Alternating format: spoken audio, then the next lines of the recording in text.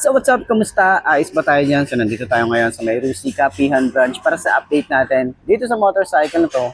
Kung naghahanap kayo ng carb type na maangas at panalo yung design and yung looks niya talaga is para sa inyo, ito na yung motor na hinahanap nyo.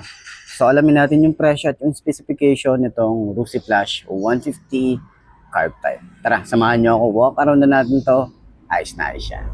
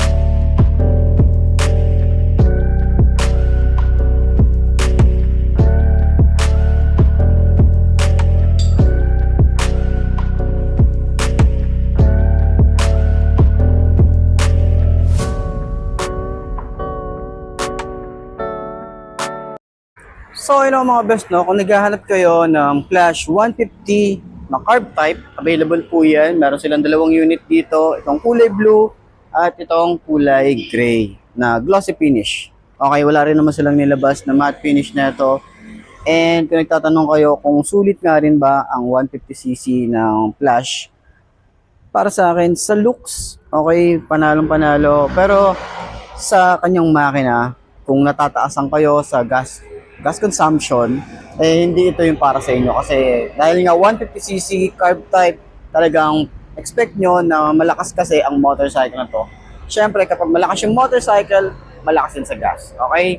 So laging tatandaan yon, kapag higher cc, mataas din yung consumption niya. Okay? Lalo na kung hindi siya fuel injection. So yun, sa mga nambabash dyan sa Flash 150 dahil nga malakas sa gas, syempre malakas siya. Diba? So yun, gusto nating sabihin dito na maganda yung kanyang headlight. Maangas yung headlight niya, futuristic talaga yung design. Pagdating dito sa side na to is marami siyang pakanto na design, mga pa-sharp na design. And yung upuan niya, maganda yung foam. Okay, makapal din yan. May mga stitches, tapos maganda yung leather na ginamit. Yung panel gauge nito is naka half digital, half analog. Naka-disusi pa rin naman to. Panalo rin yung mga switches nito sumasabay sa mga kakompetensya niya. Okay? So, yan. May USB charging port din tayo rito. Okay? So, sa mga habang biyahe, pwede yan. May side pocket naman tayo, parehas. Okay? So, ito ay naka-single head shifter.